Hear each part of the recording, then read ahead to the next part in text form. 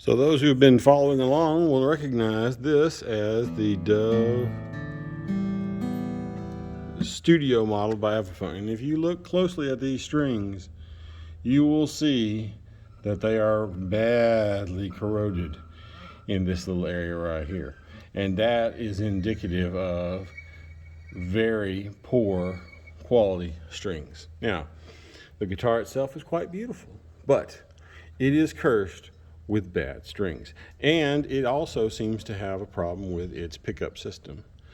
Today's events will be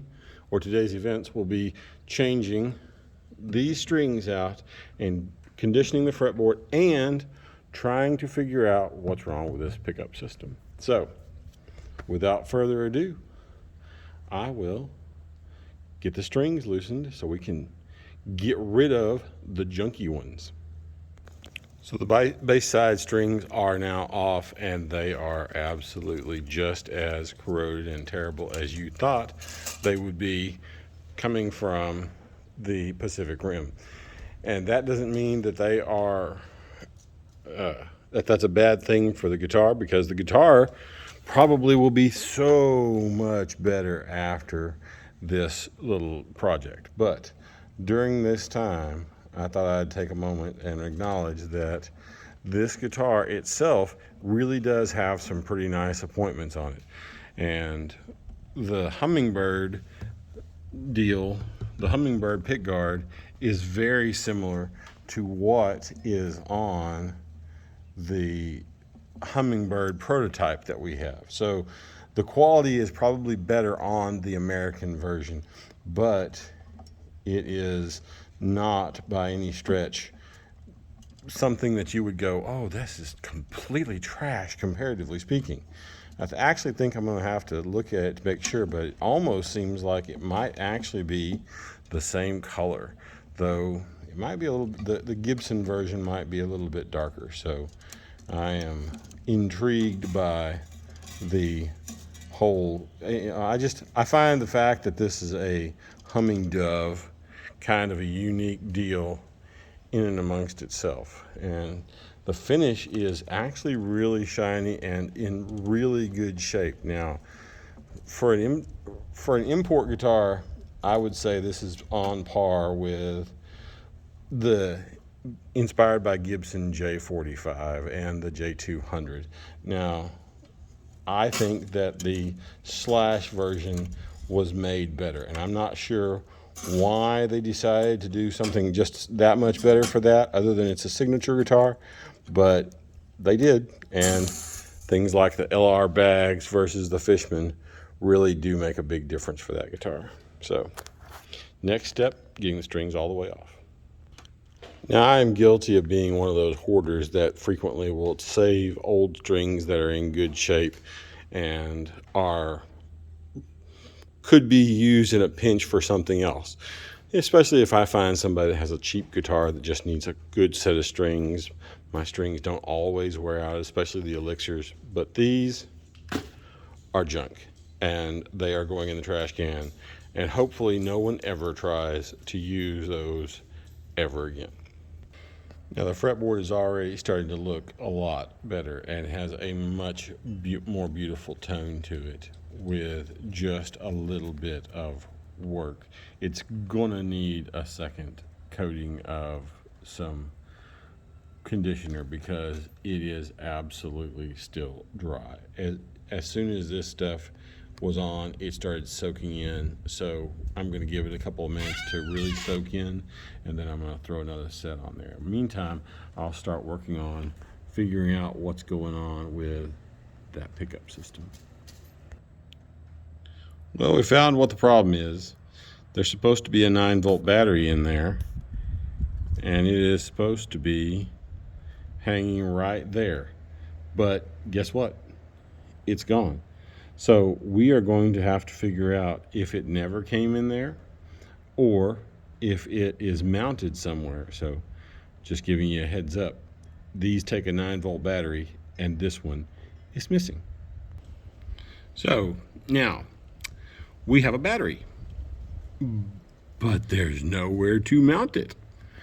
If you reach up inside there, you can feel there might be something behind the actual pickup system, but there's no way of actually knowing, because there's no way, like I say, I guess I could look it up online, but there is absolutely nothing that would normally grab a hold of that system to be able to do that. So we're just going to let that hang during the demonstration, and then I'm going to take that back out because I don't know where to put that, because I'm not sure if that's just a missing piece or what. But anyway, just a heads up, these run on 9 volts and this one is missing a mount for it. Wood is looking so much better than it did.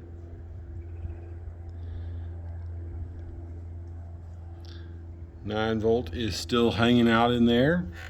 Time for strings. So I'm all strung up now, about to do tuning. But I think I've said this before, and it bears repeating. I always leave these long all the way until the last minute, because on some level I have had at least one string in my life where I had it slip out of here, or mixed 2 of the strings up that were the thinner strings on like electric guitars, and it's easier to see on the actual acoustics because you have 4 round wounds that are very very obviously a little different than the just regular strings, but on electrics it can be very confusing. And I have more than once had a situation where I mixed them up by accident. So like I say, bears kind of repeating that these you should always leave a little extra on there, at least until you've tuned it all the way up, and then come back and clip them off. All right, so here we are with the Epiphone Dove Studio, and indeed the 9 volt battery. See it hanging there? It's kind of janky, right? Well, guess what? It is. That was the problem, and as we kind of figured it would be, as soon as we found it, as soon as I found it with it just hanging there. That is to say that since there's seemingly no mount for it, I almost feel like it was never there to begin with. So possibly it shipped without it. Possibly it shipped without it. Possibly it fell out somewhere en route. These guitars don't come with cases, so it's hard to say, yeah, it fell out in the case or anything like that. But I will say this, the actual guitar itself makes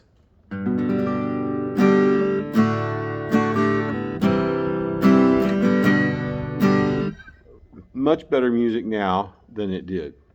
So with that in mind, let's get now.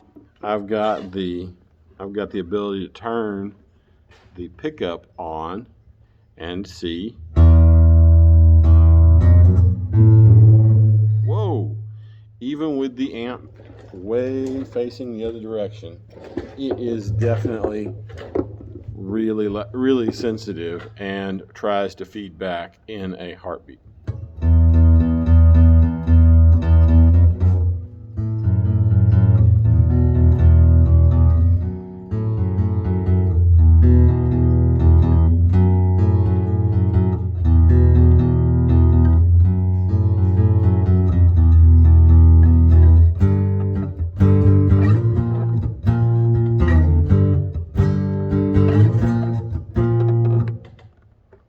See if we can make that.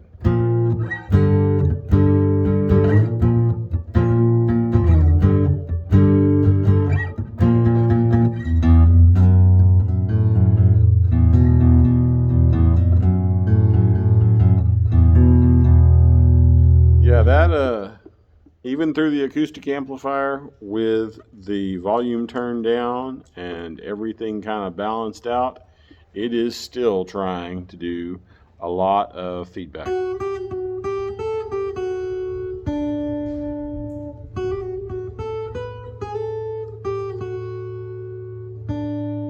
And it's all about the A string. So I do not know what it is about the A string, but the A string is definitely causing the problem.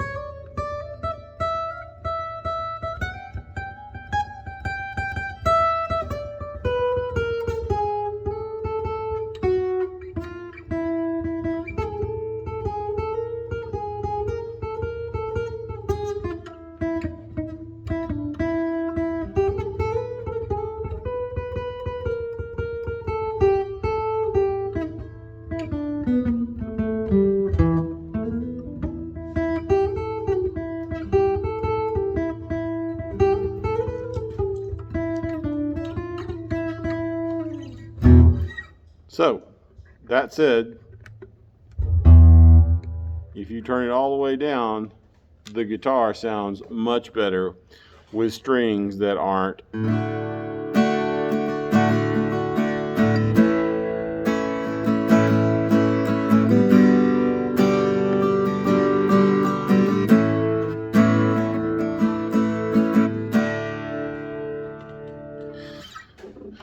the cheapest thing you can find.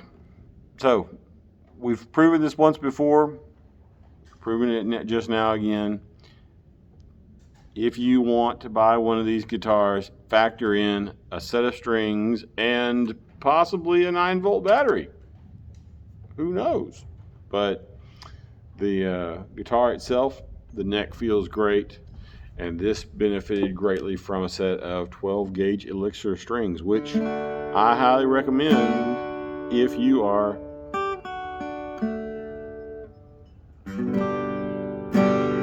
just looking to find strings that you don't know. And if you're new to the guitar world, because you're possibly watching this because this might be your first guitar, if you get one of these, get the E-Dread Epiphone case, number one. And number two, if you're going to get one of these guitars, definitely, like I say, factor in a set of strings and take the time to watch a few YouTube videos that will show you how to adjust all that kind of stuff and make the guitar your own. Again, fun fact, this guitar is a lot better. Next step, put it up against a guitar that is significantly more expensive. Till next time.